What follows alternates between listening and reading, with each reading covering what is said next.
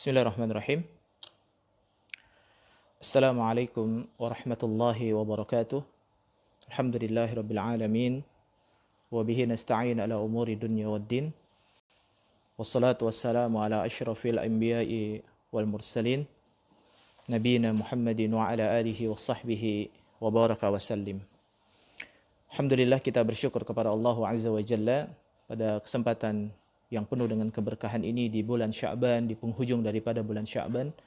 Kita dipertemukan kembali oleh Allah dalam kajian online di FB khususnya. Dan insyaAllah mudah-mudahan Allah berikan kepada kita taufik dan hidayah untuk bisa menjalankan ibadah dengan sebaik-baiknya, khususnya ibadah di bulan Ramadan. Kita bisa melakukan siyam, berpuasa, dan kita bisa menjauhkan hal-hal yang diharamkan oleh Allah Subhanahu wa taala.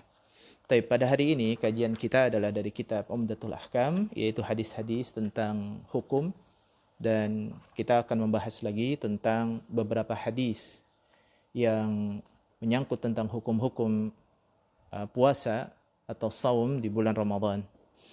Kita langsung kepada pembahasan hadis. Hadis yang pertama di dalam kitab Umdatul Ahkam dalam Babus Siyam atau Kitabus Siyam, kitab puasa, yaitu adalah hadis dari Abu Hurairah radhiyallahu taala an.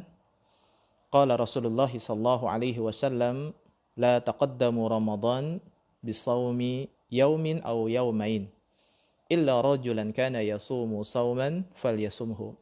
Hadis yang pertama yaitu adalah kata Nabi sallallahu alaihi wasallam, janganlah kalian itu mendahulukan bulan Ramadan dengan puasa satu hari atau 2 hari sebelumnya, kecuali orang-orang yang sudah terbiasa berpuasa di hari-hari di luar daripada bulan Ramadan.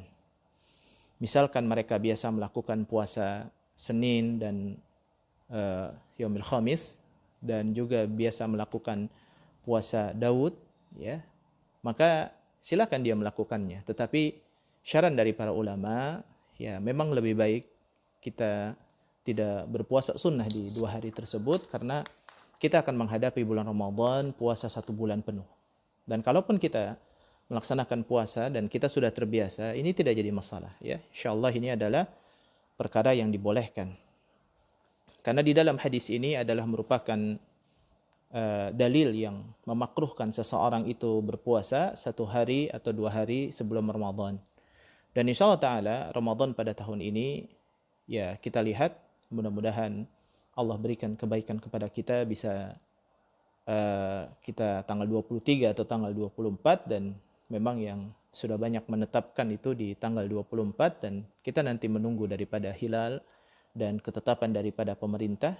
Mudah-mudahan kita bisa mengikutinya, karena sebagaimana sabda Nabi sallallahu alaihi wasallam, la tasumu hatta tarau wa la tuftiru hatta tarau, sumu hatta tarau wa uftiru hatta tarau. Hendaklah kalian itu berpuasa ketika kalian melihat hilal, dan hendaklah kalian berbuka ketika kalian melihat hilal. Dan apabila hilal tersebut tidak terlihat karena adanya awan, fa in gumma, apabila terjadi ditutupi oleh awan, maka hendaklah kita menyempurnakan menjadi 30 hari. Karena 12 bulan yang Allah Subhanahu wa taala turunkan kepada kita, isna asyara syahra fi kitabillah, di dalam kitab Allah, dan juga dijelaskan oleh Nabi SAW, ya, di dalamnya terdapat ada 4 bulan haram, dan di bulan Ramadan tersebut, ya, memang 29 hari. Biasanya bulan-bulan Islam adalah 29 hari. Adapun apabila tertutup dengan awan, maka menjadi 30 hari. Taib. Jadi hadis ini adalah merupakan dalil makruh seseorang berpuasa 1 hari atau 2 hari sebelum bulan Ramadan. Kemudian hadis yang kedua dari kitab Umdatul Ahkam, Nabi SAW beliau bersabda, an Abdullah bin Umar radhiyallahu anhu qala, sami'tu Rasulullah sallallahu alaihi wasallam yaqul, idza ra'aitumuhu fasumu wa idza ra'aitumuhu fa'aftiru fa in ghumma 'alaikum faqduru lah. Kata Nabi sallallahu alaihi wasallam dari Abdullah bin Umar radhiyallahu taala anhuma, Kata Nabi SAW, dia telah mendengar Nabi SAW bersabda, apabila kalian melihat hilal bulan Ramadan, maka berpuasalah kalian. Dan apabila kalian melihat hilal Syawal, maka berbukalah. Yaitu kita berhari raya, karena hari raya diharamkan untuk berpuasa di sana. Dan jika mendung, maka hendaklah kalian menggenapkan bilangan bulannya menjadi 30, yaitu menjadi 30 hari. Maka ini adalah merupakan kesepakatan para ulama bahwa penetapan waktu puasa dan Syawal itu tergantung daripada terlihatnya hilal. Dan adapun kita pada saat ini hidup di negara Indonesia yang pemerintahnya pun sudah menetapkan tanggal-tanggalnya sesuai dengan ketentuan-ketentuan syar'i, yaitu hilal dan lain-lainnya, dan mudah-mudahan kita bisa mengikuti apa yang ditetapkan oleh pemerintah dengan sebaik-baiknya. Apabila terjadi perbedaan di kalangan kita terhadap satu Syawal, kita harus berlapang diri terhadap hal-hal yang demikian. Kita tidak mencela satu dengan yang lainnya, dan kita tidak menuduh satu dengan yang lainnya dengan tuduhan-tuduhan yang keji. Terlebih kita sedang mendapatkan ujian dari Allah Subhanahu wa taala berupa wabah COVID-19, dan kita stay di rumah dan kita beribadah Ramadan ini di rumah, maka hendaklah kita tidak saling menggunjing dan menambah-nambah dosa kita. Apabila ada yang berbeda dalam hal ketetapan satu Ramadan dengan satu Syawal nanti, maka kita harus benar-benar mendudukkan hal tersebut kepada masalah-masalah yang biasa saja di dalam kaum muslimin. Karena permasalahan yang demikian itu memang ada. Adapun memang sebaiknya bagi seorang muslim hendaklah kita mengikuti pemerintah, ya, kita mengikuti ulil amri, mengikuti imam atau kaum muslimin dengan sebaik-baiknya. Taib. Kemudian hadis yang ketiga, yaitu hadis dari Anas bin Malik radhiyallahu taala anhu, qala Rasulullah sallallahu alaihi wasallam, tasahharu fa inna fis sahuri al barakah. Ada satu sunnah yang diajarkan oleh Nabi di bulan Ramadan, yaitu kita disunahkan untuk bermakan sahur. Sahur di sini bukan berarti makan, ya. Tapi kita menghidupkan waktu-waktu sahur, selain dengan zikir, selain dengan hal-hal yang bermanfaat, kita juga memakan santapan-santapan sahur walaupun hanya dengan segelas air, karena di dalam sahur itu terdapat keberkahan. Dan antum harus tahu bahwa makna daripada berkah itu adalah kebaikan yang terus bertambah. Ketika kita ditanya apa itu barakah, barakah itu adalah orang yang mendapatkan kebaikan dari Allah secara terus-menerus dan terus bertambah. Jadi orang yang hidupnya berkah, dia merasa kebaikan itu sangat besar kepada dirinya, bukan merasa baik, tapi kesempatan dirinya untuk beramal saleh itu besar. Apalagi orang-orang yang Allah berikan kebaikan sebelum akhir daripada hayatnya, maka Allah berikan kepadanya pembuka pintu-pintu kebaikan. Sebagaimana sabda Nabi SAW ketika Rasulullah menyampaikan kepada sahabat, apabila Allah Subhanahu wa taala mencintai seorang hamba, ista'malahu, maka Allah akan jadikan dia beramal. Para sahabat bertanya, wa ma yasta'milah? Apa yang dimaksud beramal ya Rasulullah? Kata Nabi SAW, Allah akan buka kepadanya pintu-pintu kebaikan sampai di penghujung daripada kematiannya atau penghujung daripada kehidupannya, yakni dia akan meninggal dunia, orang-orang yang ada di sekitarnya ini benar-benar ridho terhadap perbuatan-perbuatannya. Seorang istri yang diridhoi perbuatannya oleh suaminya karena ketaatannya, akhlaknya, dan dia juga memiliki sifat-sifat yang lembut. Karena seorang wanita yang memiliki sifat-sifat yang lembut dan laki-laki yang memiliki sifat lembut dalam keluarganya, Allah akan senantiasa berikan kebaikan. Sebagaimana sabda Nabi SAW, Innallaha rifqa yuhibbur rifq. Sesungguhnya Allah itu maha lembut dan sangat mencintai kelembutan. Dan juga dalam sabda Nabi, tidaklah seseorang yang Allah berikan kepada mereka yaitu sifat lembut, kecuali Allah akan berikan kepadanya kebaikan-kebaikan yang banyak. Dan tidaklah seseorang yang Allah berikan kepadanya sifat-sifat yang kasar, kecuali Allah akan lepaskan kepadanya yaitu sifat-sifat yang baik dari dirinya. Dan ini Masya Allah, ya. Mudah-mudahan ini menjadi jalan bagi kita dalam keluarga, sehingga istri diridhoi oleh suami daripada perbuatannya, dan seorang suami pun dia senantiasa menghargai istrinya dan menghormati istrinya yang merupakan amanah dari Allah Subhanahu wa taala. Taib. Jadi orang yang diberikan kebaikan oleh Allah, Allah akan buka kepadanya pintu-pintu kebaikan. Sehingga semangatnya dalam beribadah kepada Allah dan taat kepada Allah itu semakin besar. Orang yang sudah lemah dalam beribadah, orang yang tidak semangat untuk beribadah, itu menandakan kekotoran hatinya dan dia sudah terkena penyakit malas. Sehingga dia malas beribadah, menunda-nunda ibadah, menunda-nunda ketaatan. Sehingga luput darinya segala kebaikan-kebaikan yang besar. Orang yang sudah terbiasa melalaikan kebaikan, maka wa'iyadzubillah, dia mati pun nanti dalam keadaan lalai. Maka kita berlindung kepada Allah Subhanahu wa taala daripada kelalaian. Ada satu doa yang diajarkan oleh Nabi daripada sifat malas, daripada sifat mengeluh.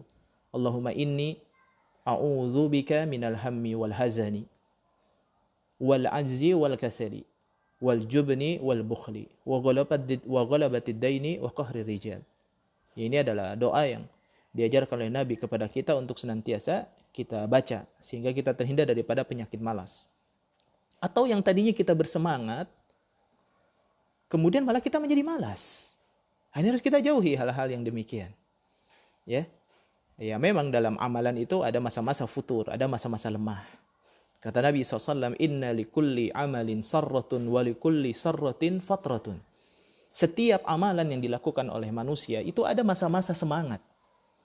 Mungkin dia baru diberikan motivasi, baru mendengarkan kajian, dia mengetahui faidahnya, dia mengetahui fadilahnya, keutamaannya, kemudian dia bersemangat untuk beramal saleh. Dan ini adalah tanda keimanan itu sedang bagus, sedang naik. Karena keimanan itu yazid wa yanqus, kadang naik, kadang-kadang turun. Dalam perkataan lain yazidu bitta'ah, dia keimanan itu akan bertambah dengan ketaatan, wa yanqusu anil isyan, dan akan turun dengan kemaksiatan. Semakin besar keinginan seorang hamba untuk taat kepada Allah, maka semakin tinggi keimanannya kepada Allah Azza wa Jalla. Dan keimanan ini adalah menandakan keberuntungan seseorang. Dan orang-orang yang beriman, dia akan senantiasa tahsya, memiliki rasa takut dan juga rasa roja, rasa harap kepada Allah, dan memiliki rasa cinta kepada Allah. Karena keimanan itu harus disertai dengan 3 sifat tersebut. Yang pertama adalah al-mahabbah, yaitu cinta kepada Allah Subhanahu wa taala. Jangan sampai antum beriman hanya dengan rasa cinta saja. Dan yang kedua harus ada, yaitu adalah al-khauf, al-khasyah. Rasa takut dan khasyah. Ya sama, rasa takut juga, tapi al-khasyah itu lebih khusus lagi. Mereka takut didasari dengan ilmu, sedangkan al-khauf mereka takut dengan azab Allah, sehingga memotivasi mereka, membimbing mereka untuk taat kepada Allah karena mereka takut kepada azab Allah. Orang yang takut kepada azab Allah Subhanahu wa taala adalah orang yang Allah lindungi dia dari segala keburukan. Sedangkan orang yang sudah tidak takut dengan azab, sehingga akan mudah baginya untuk berbuat maksiat kepada Allah. Sangat mudah bagi dirinya untuk jauh dari Allah. Dan tidak mudah bagi dirinya untuk meminta ampun, mengucapkan kalimat-kalimat istighfar ketika dirinya berbuat dosa. Kita lihat para sahabat Nabi, ketika dia berbuat dosa, maka dia meminta ampun kepada Allah Subhanahu wa taala. Dan mereka menyesal terhadap perbuatan-perbuatan dosa yang mereka lakukan. Karena mereka tahu bahwa kehidupan dunia hanyalah kehidupan yang sementara. Kehidupan yang sebentar. Wa mal hayatud dunya illa qalil. Tidaklah kehidupan dunia hanyalah kecil, sedikit saja. Ya. Dan wa mal hayatud dunya illa mata'ul ghurur. Kehidupan dunia adalah perkara yang banyak menipu. Jadi al-khasyah itu didasari dengan rasa takut karena ilmu. Sebagaimana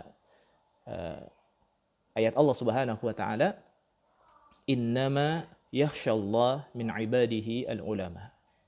Dikategorikan orang-orang yang mendapatkan rasa khasyah dalam dirinya adalah para ulama, orang-orang yang berilmu. Dan para ulama ini ketika rasa takut kepada Allahnya itu didasari dengan ilmu, karena mereka tahu dan mereka meyakini akan kehidupan akhirat. Maka kalau kita ingin memiliki rasa takut yang kuat dari dalam diri kita, ikutilah para ulama. bagaimana ulama mereka menangis pada malam harinya dalam kesendiriannya. Mereka juga bermunajat kepada Allah dalam kesendiriannya, dan mereka takut kepada yaumil hisab, yaitu hari hisab. Dan Allah Subhanahu wa taala akan memberikan kebaikan kepada orang-orang yang senantiasa menanamkan rasa takutnya kepada Allah. Dan yang ketiga, sifat yang benar dalam keimanan, kita harus memiliki sifat ar-raja, berharap kepada Allah Subhanahu wa taala.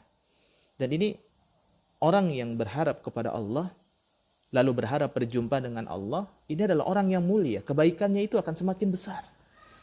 Karena dia yakin bahwa dia tidak mampu melakukan apa-apa kecuali Allah memberikan pertolongan kepada dia. Dia bisa beribadah bukan karena dia mampu. Dia bisa melakukan kebaikan bukan karena tenaganya yang kuat, bukan karena ilmunya yang tinggi. Tapi dia bisa melakukan kebaikan karena taufik dari Allah Subhanahu wa taala. Kalau Allah tidak memberikan taufik kepada dia, maka dia yakin tidak mungkin dia berada di atas kebenaran. Dan tidak mungkin dia memiliki sifat-sifat yang mulia. Salah satu contoh misalkan tentang sifat-sifat yang mulia ketika kita berdakwah, Allah Subhanahu wa taala berfirman, "Fabima rahmatin minallahi linta lahum walau kunta faddan ghalidhan qalbi lan faddu min hawlik." Kalau bukan karena rahmat Allah Subhanahu wa taala, dan kalian itu tidak akan memiliki sifat-sifat yang lembut. Ya. Kalau bukan karena rahmat Allah, enggak mungkin kita punya sifat-sifat yang mulia. Walau kunta faddan ghalidan qalbi lam faddu min hawli. Kalau seandainya kalian memiliki sifat-sifat yang keras, sifat-sifat yang buruk, lam faddu min hawlik, maka mereka akan pergi dari kita. Mereka tidak akan dekat dengan kita. Ar-raja adalah sifat yang mulia dalam keimanan. Maka ketiga ini harus ada. Al-mahabbah, yaitu cinta kepada Allah, dan cinta kepada Allah dibuktikan dengan mengikuti Nabi. Allah Subhanahu wa taala berfirman, "Qul in kuntum tuhibbunallaha fattabi'uni yuhibbukumullah." Katakanlah, apabila kalian itu cinta kepada Allah Subhanahu wa taala, fattabi'uni, maka ikutilah Nabi sallallahu alaihi wasallam. Yuhibbukumullah, cinta yang tidak bertepuk sebelah tangan, akhi. Yaitu dia mencintai Allah dan Allah pun cinta kepada dirinya. Ini adalah salah satu sifat-sifat Rabbani yang harus kita miliki. Bukan hanya kita cinta kepada Allah sebagaimana orang-orang zindiq, dia menetapkan keimanan itu hanya dengan cinta kepada Allah Subhanahu wa taala, sehingga rasa cinta kepada Allahnya tidak tumbuh lagi dalam dirinya sifat al-khauf war raja. Maka kata para ulama, wallahu taala al-bissawab, siapa orang yang beriman kepada Allah hanya dengan rasa cintanya kepada Allah, maka ini adalah berimannya orang-orang zindiq. Dan yang kedua, apabila dia beriman kepada Allah hanya memiliki sifat rasa takut dan khasyah, ini adalah sifat orang-orang khawarij.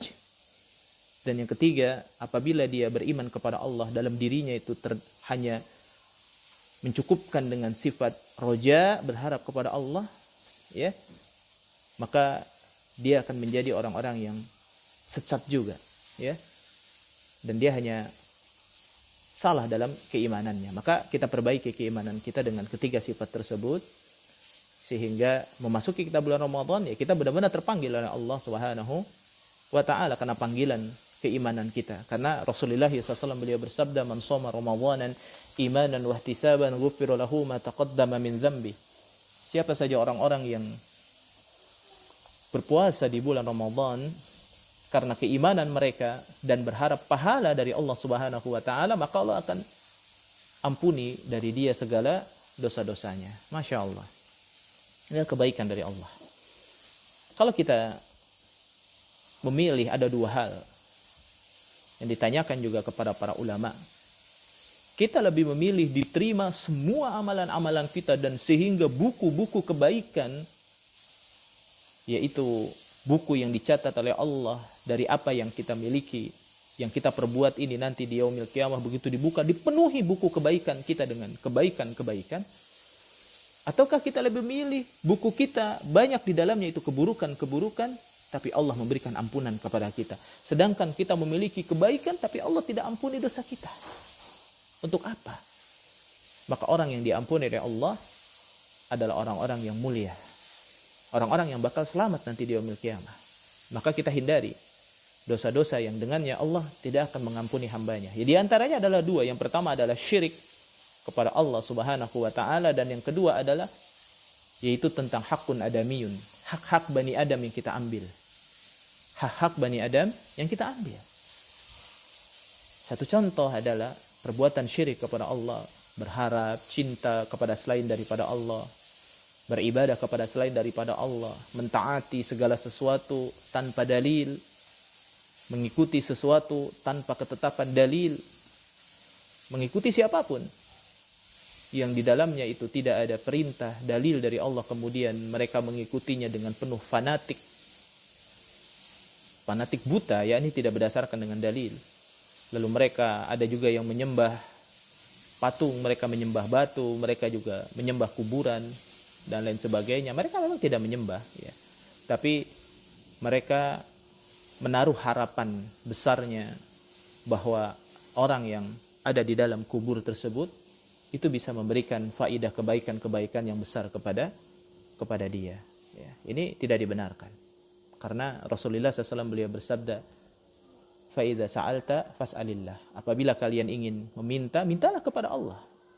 "Wa idza sta'anta fasta'in billah." Minta tolong hanya kepada Allah. Dan ini termaktub dalam satu surat yang kita baca dalam satu hari, ya minimal 17 kali, yaitu adalah surah Al-Fatihah. Ya.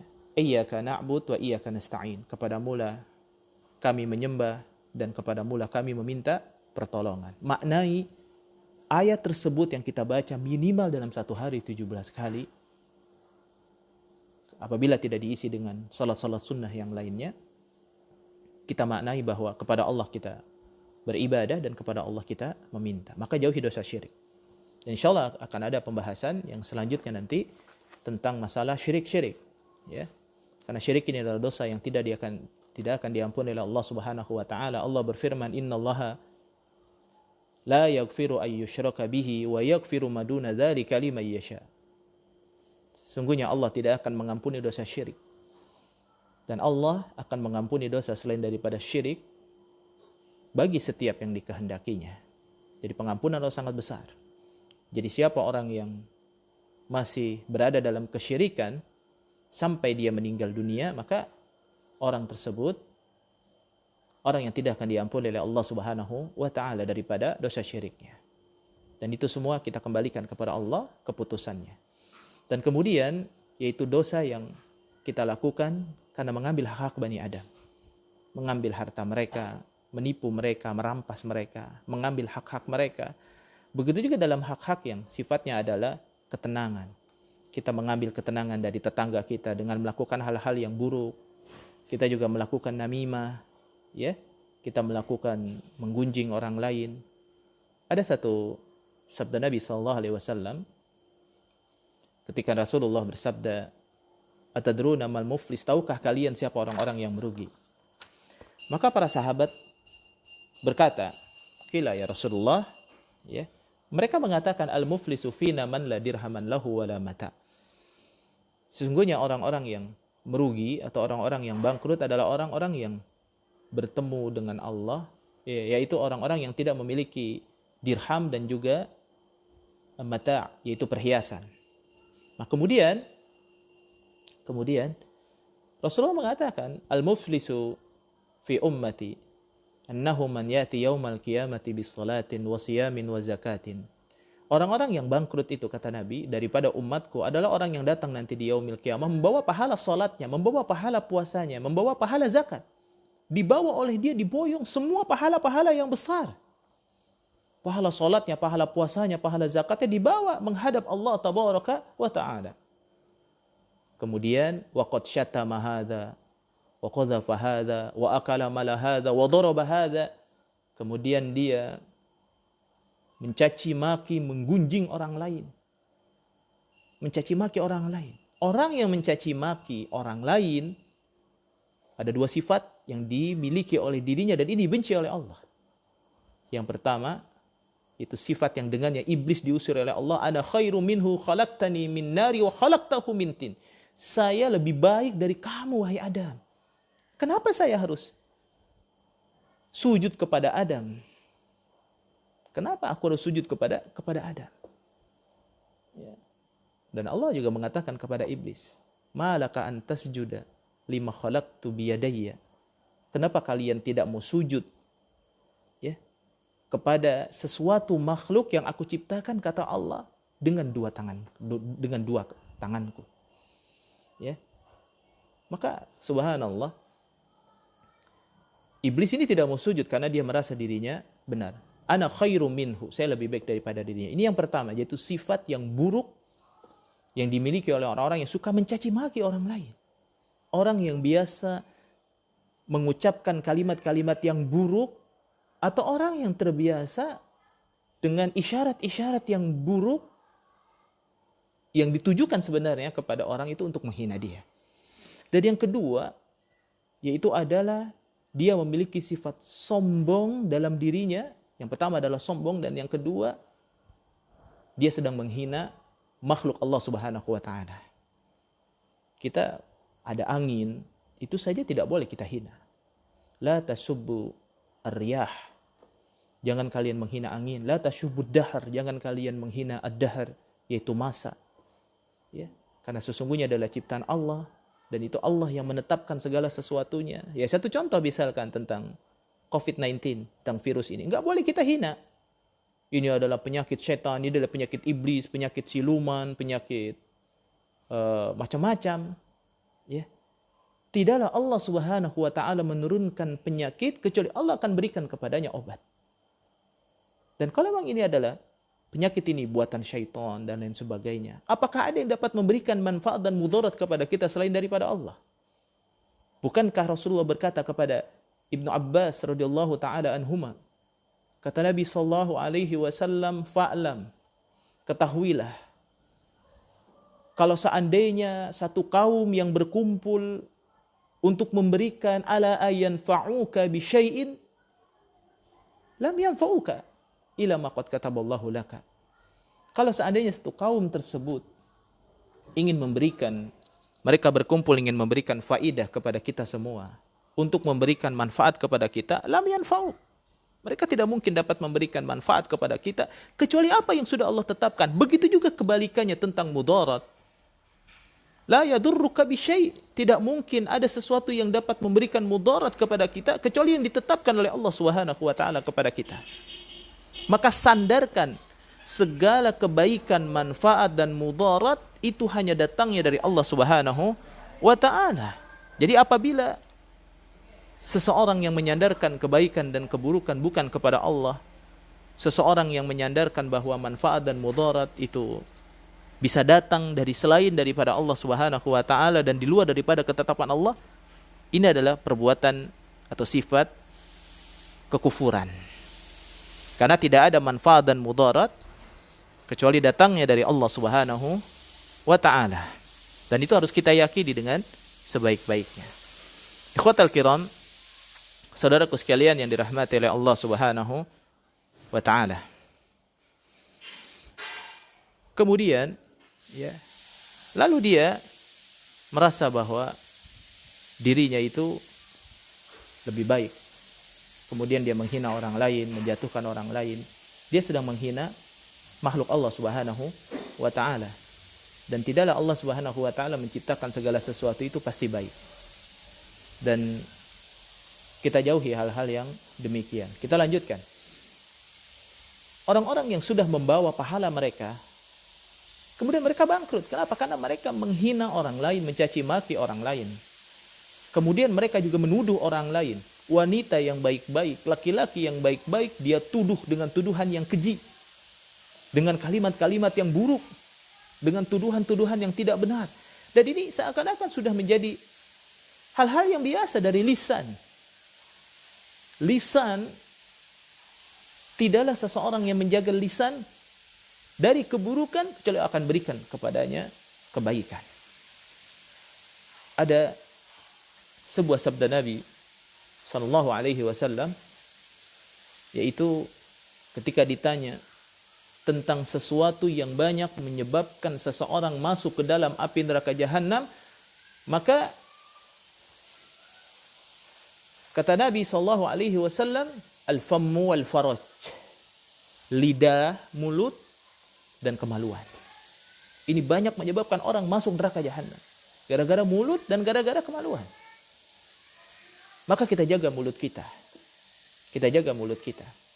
Kata Nabi SAW, salamatul insan fi hifzil lisan. Selamatnya manusia ketika dia mampu menjaga lisan.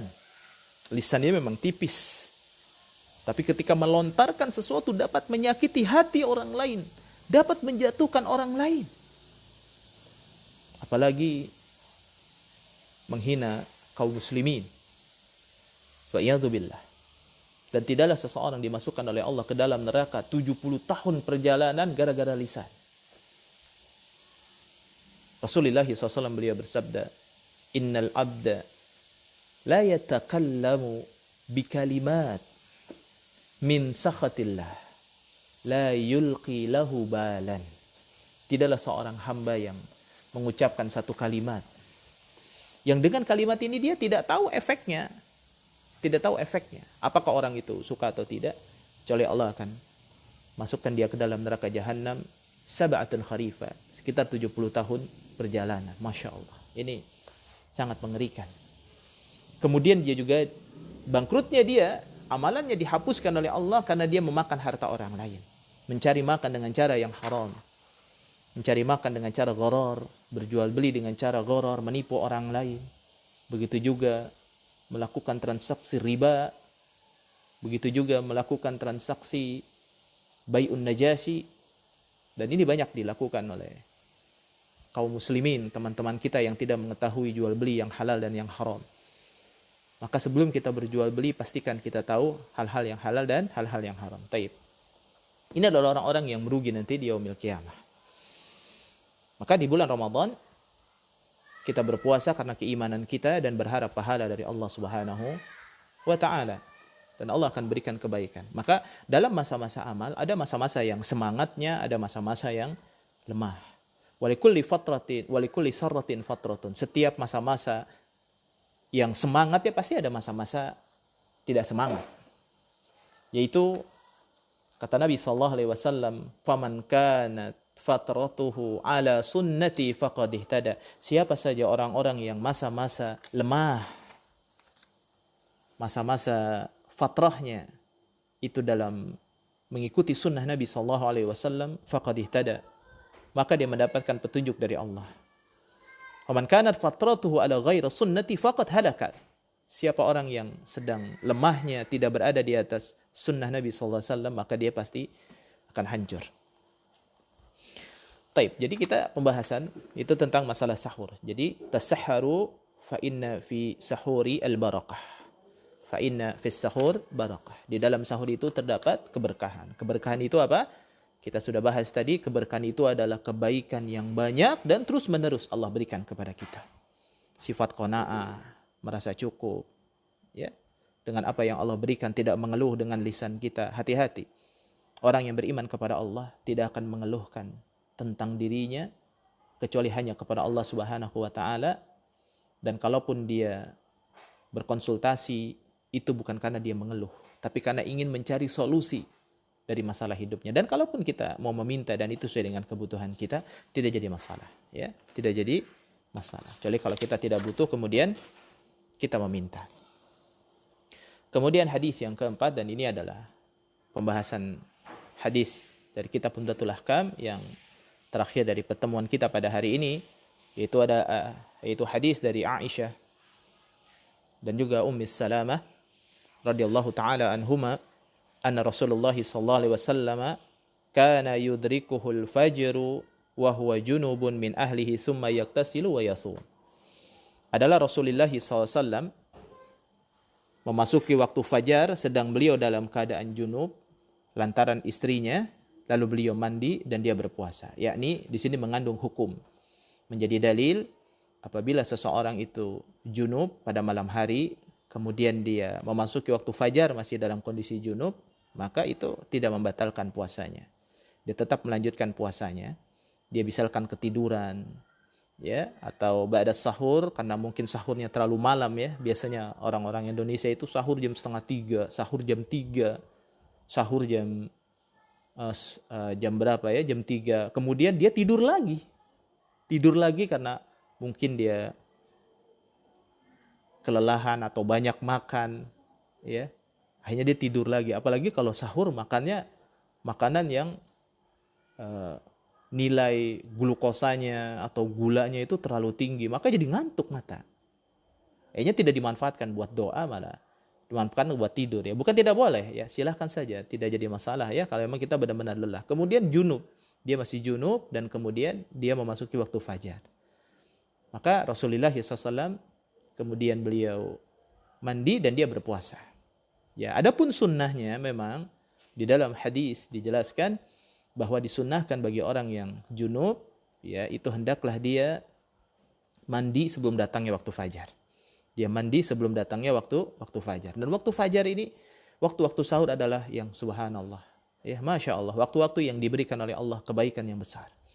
Salah satu daripada orang yang mulia di sisi Allah adalah wa yastaghfiruna bil ashar. Orang-orang yang senantiasa beristighfar pada waktu sahur.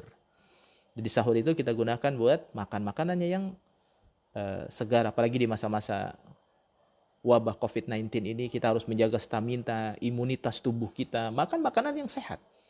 Ya, banyak dokter-dokter yang menyarankan kepada kita makan makanan yang sehat, ya. Satu contoh misalkan Dokter Zaidul Akbar, ya, kemudian juga dokter-dokter yang kita kenal, tanya kepada mereka. Ya, kita juga tahu makanan-makanan sehat. Jangan lagi sahur makanannya yang bau-bau, ya, seperti jengkol, pete, ya, atau sahur itu minuman-minumannya minum es teh, ya, akhirnya stamina kita akan merosot. Apalagi pada waktu sahur kita makan kurmanya kurma ajwa. Kalau tidak ada ya kurma saja kita makan, ya. Kemudian untuk menjaga imunitas kita, bukan berarti minum sebanyak-banyak ya sehingga seakan-akan persediaan air itu di tubuh kita ini cukup sampai sore. Ya, seperti kalau kita lihat ada pada seekor monyet ya, itu memang dia menampung makanan di lehernya sini. Jadi dimasukkan semua makanan yang banyak, nanti begitu dia butuh dia keluarin lagi, dia masukin lagi, ya. Jangan punya pikiran seperti itu, ya. Kemudian banyak makan. Seakan-akan perut ini ditampung bahkan tidak dia keluarkan. Kenapa? Biar dia kuat sampai sore. Ya tidak bisa seperti itu. Beda ya. Beda karena struktur tubuh kita ini berbeda dengan ini. Ya kita cukupkan saja dengan makan minum yang sehat-sehat di waktu sahur. Seorang istri siapkan makanan untuk keluarganya dengan makanan yang terbaik. Ya bagusnya tidak makanan yang santan-santan. Ya makanan-makanan yang sehat-sehat. Ya insya Allah mudah-mudahan makanan sayur. Ya insya Allah berikan kesehatan pada kita sehingga imunitas tubuh kita pada masa-masa wabah ini semakin bagus imunitas tubuh kita. Jangan jadi alasan. Ada yang bertanya kepada saya, Ustaz, ini kan masa-masa wabah COVID-19. Bolehkah kita tidak berpuasa karena uzur? Dasarnya memang dia tidak mau berpuasa. Ya apa salahnya dia berpuasa? Ya, dia berpuasa kalau memang benar-benar uzur dan dia sakit. Fa in kuntum maradan aw ala safarin fa iddatun min ayamin ukhra. Kalau dia dalam kondisi sakit, dalam safar ya. Kalau safar sekarang insyaallah enggak. Karena kita stay at home, kita diam di rumah, beribadah di rumah, jangan mengeluh di rumah dan macam-macam ya. Subhanallah. Seperti itu. Jadi biasakan kita mandi sebelum masuk waktu fajar. Kalaupun sudah masuk waktu fajar ini tidak membatalkan saum. Dan kita lanjutkan yaitu tentang hal-hal yang membatalkan puasa. Ini sebagai pengetahuan kita karena insyaallah besok malam kita sudah melakukan sahur, insyaallah hari Jumat kita sudah melakukan puasa di bulan Ramadan dan hati ini memang sedikit bergetar pasti hati-hati orang mukmin karena dia akan berjumpa dengan bulan Ramadan di saat yang dia tidak pernah menjumpai Ramadan di masa-masa yang seperti ini. Biasanya dia sebelum masuk Ramadan dia sudah bergembira, ya. bersilaturahmi, ada yang mengantar makanan ke keluarganya, ada yang datang juga sebagian daripada kaum muslimin ya untuk bersilaturahmi ke teman-temannya, ada yang mencoba untuk meminta maaf terhadap perbuatan-perbuatan dan dosanya, walaupun secara khusus tidak ada satupun dalil yang menerangkan sebelum memasuki Ramadan harus meminta maaf. Ya, kalau untuk meminta maaf adalah ketika kita berbuat salah kepada orang lain, minta maaf. Ima apakah orang lain ini memaafkan kita atau tidak. Jangan kita minta maaf. Ya, ada orang yang minta maaf, kemudian kita tidak maafkan perbuatan kesalahannya karena mungkin besar dalam hati kita. Ya wajar memang sifat manusia. Kemudian dia tidak maafkan. Orang yang tidak memaafkan kesalahan orang lain, maka Allah tidak akan memaafkan dia.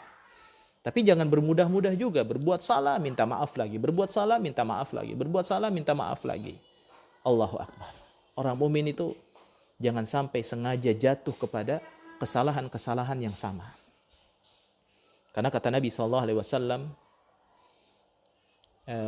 wal ajiz man ittaba hawahu wa atamanna 'ala Allah azza wa jalla al-maghfirah. Dia mengikuti hawa nafsunya, tapi dia berangan-angan bahwa Allah akan memberikan ampunan kepada dia. Masya Allah. Allah memang Maha Pengampun, tapi jangan sampai berbuat dosa kembali lagi. Ya, subhanallah. Jangan membiasakan diri dengan perbuatan dosa. Taib. Ikhwatal kiram, saudaraku sekalian dirahmati Allah Subhanahu wa taala, ini adalah sebagai persiapan juga ya biar kita ketemu Ramadan dan kita sudah tahu hal-hal yang membatalkan Ramadan. Jangan sampai kita terganggu ya dengan berbagai macam pendapat-pendapat orang-orang awam yang tidak berdasarkan dengan dalil ya. Misalkan menelan ludah ya, walaupun memang ada beberapa pendapat ya di kalangan para ulama tentang menelan ludah ya.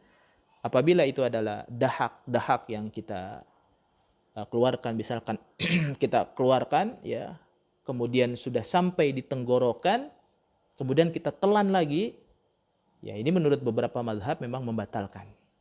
Ya. Ini adalah membatalkan. Tapi apabila itu adalah air liur yang ada di dalam mulut kita, dan itu memang sudah menjadi hal-hal yang biasa ya, itu tidak membatalkan puasa ya. Atau mungkin air yang kita ambil dari tenggorokan hidung kita dengan misalkan seperti itu ya, ini kalau kita masukkan ke dalam mulut baru kita telan, ini menurut sebagian dari para ulama ini membatalkan ya. Oke, tayyib. Yang pertama yang membatalkan saum adalah kita minum dan makan dengan sengaja. Minum dan makan dengan sengaja. Ini sudah jelas. Makan dan minum ini dibatasi oleh Allah Subhanahu wa taala dalam surah Al-Baqarah, wa kulu washrabu hatta yatabayyana lakumul khaytul abyadu minal khaytil aswadi minal fajr.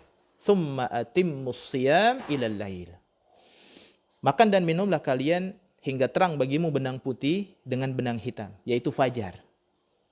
Bukan berarti kita bawa benang kemudian dilihat oh sudah kelihatan warna putih. Kalau dulu memang belum ada lampu, masih pakai api, dan api pun ketika tidur itu memang disunahkan untuk dimatikan. Ketika kita tidur disunahkan kita untuk mematikan lampu, menutup barang-barang yang terbuka, mencuci barang-barang yang kotor atau kita tutupi. Ya karena apa? Di situ tempat bersemayamnya syaitan. Jadi kalau rumah kita ini banyak gangguan dan lain sebagainya, ya bisa jadi kita memberikan wadah media kepada syaitan untuk berdiam di rumah kita. Misalkan makan dan minum tidak mengucapkan bismillah, karena sebagaimana hadis Nabi SAW, ya ada orang yang makan kemudian tidak mengucapkan bismillah, maka setan betah di rumahnya. Tapi kalau dia mengucapkan bismillah, maka setan tidak betah. Atau mungkin tempat-tempat cucian piring, masih banyak piring-piring kotor, ya, dan kita tidak menutupinya sehingga piring kotor itu ada di rumah kita. Nah ini tempat wadah-wadah syaitan itu berdiam di rumah. Kita jauhi ya hal-hal yang seperti ini. Nanti kita akan ada pembahasan tentang adab-adab dan akhlak. Mudah-mudahan Allah berikan kesempatan kepada kita. Jadi pertama adalah makan dan minum dengan sengaja. Dan apabila lupa, ini tidak jadi masalah. Karena sabda Nabi SAW dari Abu Hurairah radhiyallahu taala anhu, "Idza nasiya fa akala wa syariba falyutimma shaumahu. Fa innama at'amahu Allahu wa saqahu." Apabila seseorang makan dan minum dalam keadaan lupa, maka hendaklah dia tetap menyempurnakan puasanya. Lupa. Bukan dilupa-lupain, tapi lupa. Ya, lupa, benar-benar lupa dia. Oh, saya tidak berpuasa. Saya lagi bukan waktunya puasa. Biasanya 1 hari, 2 hari di awal Ramadan yang tidak biasa puasa, dia lupa. Ya.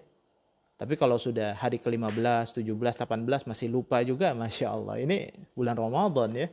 Tapi Allah alam bisawab ya. Sekarang ini kan masa-masa kita sering di rumah. Masa-masa di rumah ini adalah masa-masa yang kita biasa makan dan minum di rumah, ya, tidak ada aktivitas, tidak ada semacam gebiar-gebiar yang menandakan ini Ramadan, ya kadang-kadang lupa, ya bisa terjadi, ya lupa bisa terjadi. Ya. Maka hendaklah dia menyempurnakan saumnya karena sesungguhnya Allah telah memberikan dia makan dan minum. Ingat, Allah yang memberikan makan dan minum. Kemudian juga kata Nabi SAW, innallaha wada'a ala ummatil khata'a wan nisyan wa mastukrihu alaihi. Sesungguhnya Allah Subhanahu wa taala menghilangkan dari umatku dosa karena keliru, lupa, dan juga karena dipaksa. Jadi kalau karena keliru, lupa, karena dipaksa, maka itu tidak membatalkan daripada saumnya. Kemudian yang kedua, ya, yaitu adalah muntah dengan sengaja. Muntah dengan sengaja. Kata Nabi SAW, man zara'ahu qai, siapa orang yang dipaksa muntah, jadi sengaja dia mengeluarkan muntah, wa huwa shaim falaisa alaihi qada, siapa yang berpuasa kemudian dia dipaksa untuk muntah dan dia dalam keadaan puasa, maka tidak ada qada baginya, ya, dipaksa muntah. Dan apabila dia muntah dengan sengaja, ya, wa in istaqa'a falyaqdi, dan apabila dia sengaja melakukan muntah maka dia wajib membayar qada. Dia sengaja masukkan sesuatu di mulutnya, kemudian dia akhirnya muntah. Ya, di sini kata para ulama, dia memasukkan sesuatu sehingga dia muntah. Kemudian yang ketiga adalah haid dan nifas. Ini sudah jelas, ini adalah hal-hal yang jelas, ya. Hal-hal yang jelas bahwa haid dan nifas itu membatalkan puasa. Jadi sudah misalkan maghrib jam 6, kemudian jam 6 kurang 5 tiba-tiba keluarlah darah haid atau lahirlah anaknya, ya, maka dia tidak berpuasa, ya. Dan Allah Subhanahu wa taala menyempurnakan pahala sesuai dengan yang dikehendakinya. Taib. Kata Nabi SAW, ya, jadi apabila seorang wanita itu haid dan wanita itu nifas, maka dia tidak sholat dan juga tidak menunaikan puasa, tapi dia melakukan qada puasa tapi tidak melakukan qada pada salat, ya. Sebagaimana riwayatkan oleh Aisyah radhiyallahu taala bahwa sesungguhnya Rasulullah menyuruh kepada kita biqada'is shaum la biqada'is shalah, untuk qada puasa tapi tidak qada untuk salat. Kemudian yang keempat yang membatalkan saum adalah keluarnya air mani dengan sengaja, yaitu adalah istimnak, ya, atau dalam bahasa Arab itu biasa disebut dengan amalun sirriyah, yaitu mengeluarkan air mani dengan sengaja. Apakah dia misalkan bermubasyarah dengan istrinya, ya, bermubasyarah dengan istrinya kemudian akhirnya keluarlah air mani, ya, atau dia melakukan hal-hal yang dilarang seperti onani, ya, adadun sirriyah, yaitu kebiasaan yang biasa, ya. Naudzubillah, ini adalah dosa yang tidak boleh dibiasakan. Onani atau melakukan masturbasi ini adalah sesuatu yang diharamkan oleh Allah Subhanahu wa taala dan Rasulnya dan juga oleh para ulama, ya. Karena sifat daripada orang mukmin, walladzina hum li furujihim hafizun illa ala azwajihim aw ma malakat aymanuhum. Sesungguhnya orang-orang yang menjaga kemaluannya, ya, dan juga dia kecuali kepada istrinya dan juga kepada budak-budaknya. Taib, itu dalam surat Al-Mu'minun. Itu sifat daripada orang-orang yang beriman. Jadi keluarnya air mani dengan sengaja disebut dengan al-istimnaq, ya.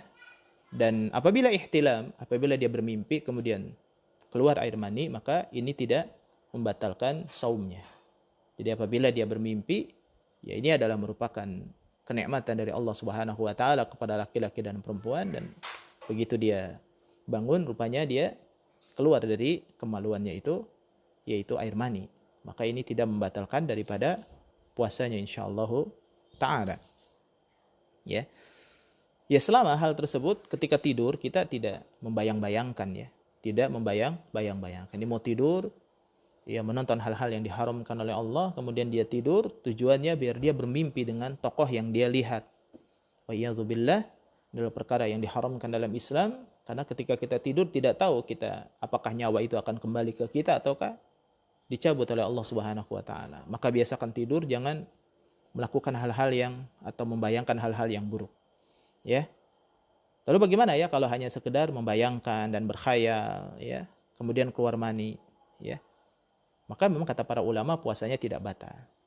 Karena kata Nabi SAW, innallaha tajawaza an ummati ma haddatsat bihi anfusaha ma lam ta'mal au tatakallam. Tidaklah Allah Subhanahu wa taala, ya, sungguhnya Allah memaafkan umatku apa yang terbayang dalam hati mereka selama tidak melakukan hal-hal yang diungkapnya, dia terbayang-bayang dan tidak melakukan hal-hal yang dibayangkannya. Taib. Kemudian yang kelima yaitu membatalkan niat puasa. Dibatalkan niat puasanya. Ya. Saya tidak mau berpuasa lagi, atau dia melihat anggur-anggur yang indah, ya bukan indah ya, enak ya, enak, makanan yang enak, kemudian wah enak nih kalau nggak puasa. Ya. Kalau gitu saya nggak usah puasa. Ya. Dia sudah berniat ya membatalkan niat puasanya. Ya, ini maka puasanya itu menjadi rusak. Ya, karena sebagaimana sabda Nabi, innamal a'malu binniyat wa innamal likulli imri'in ma nawa. Sesungguhnya segala sesuatu itu tergantung daripada niatnya, dan seseorang tidak akan mendapatkan kecuali dengan apa yang manawa, yang diniatkan oleh dia. Adapun niat saat berpuasa, ya kita tidak menemukan dalil sebagaimana yang dilakukan oleh sebagian daripada teman-teman dan saudara-saudara kita, misalkan mengucapkan kalimat nawaitu shawma ghadin an ada'i fardhu syahri ramadhana hadhihi sanati fardhan lillahi ta'ala. Kita tidak menemukan dalil-dalil tentang masalah tersebut. Ya, tentang masalah tersebut. Artinya niat ya cukup di dalam hati, ya. Maka kata Nabi SAW, niat ini wajib dalam berpuasa, ya. Kata Nabi SAW, man lam yubayyitis shaum qabla al-fajri fala siyamalah. Siapa orang yang tidak menetapkan niat, ya, sebelum datangnya fajar, maka tidak ada puasa buat dia. Kemudian yang membatalkan puasa adalah yaitu berjima, ya, bersetubuh di siang hari bulan Ramadan, ya. Dan ini adalah wajib untuk mengqadha dan juga diwajibkan untuk menunaikan kafarah. Ya, kafarah. Yang jelas dia melakukannya dengan sengaja, bermubasyarah, bersenang-senang dengan istrinya, dan akhirnya dia melakukan jima di siang hari bulan Ramadan, maka selain mengqadha, dia pun harus melakukan kafarah.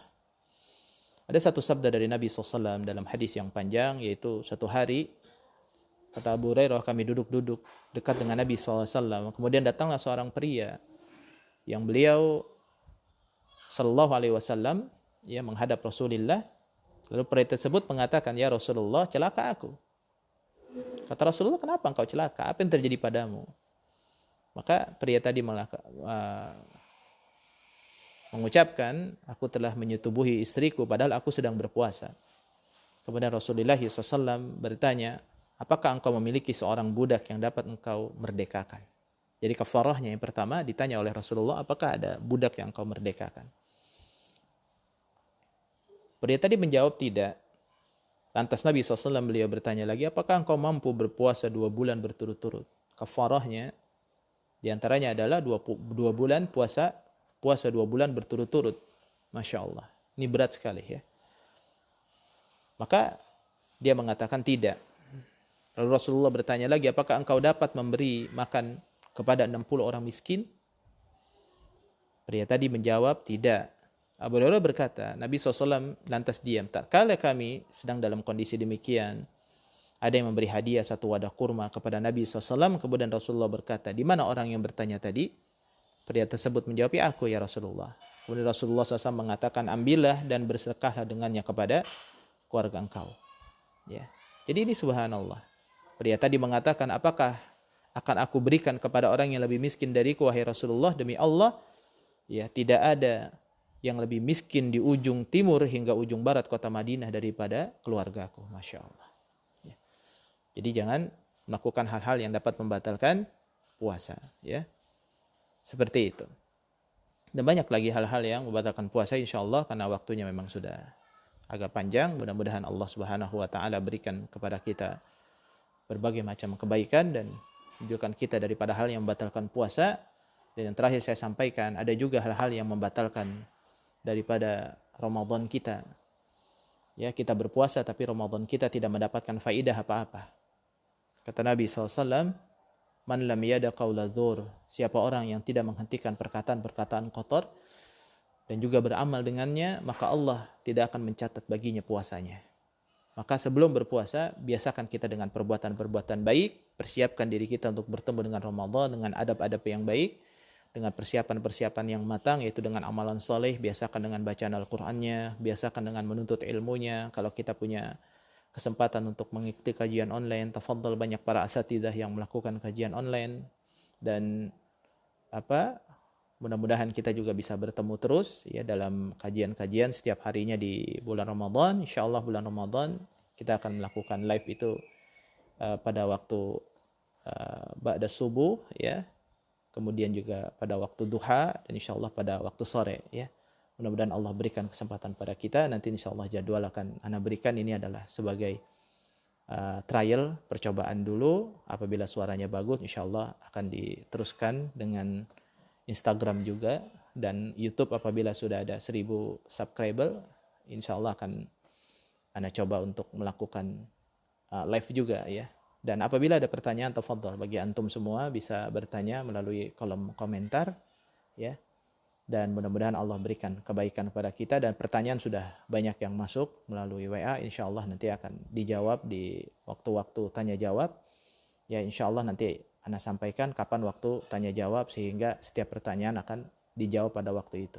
Taib, itu mungkin yang bisa ana sampaikan pada kesempatan kali ini. Semoga Ramadan kita 1441 Hijriah lebih bermakna, lebih jauh dari kita hal-hal yang buruk, dan kita menjaga diri kita dari hal-hal yang dibenci oleh Allah Subhanahu wa taala, dan kita sabar terhadap kondisi yang Allah berikan pada kita, karena tidaklah Allah menurunkan musibah kecuali Allah akan datangkan kebaikan di dalamnya. Wallahu taala alam bissawab. Hadallahu wa iyyakum ajma'in. Subhanakallahumma bihamdika asyhadu an la ilaha illa anta astaghfiruka wa atubu ilaik.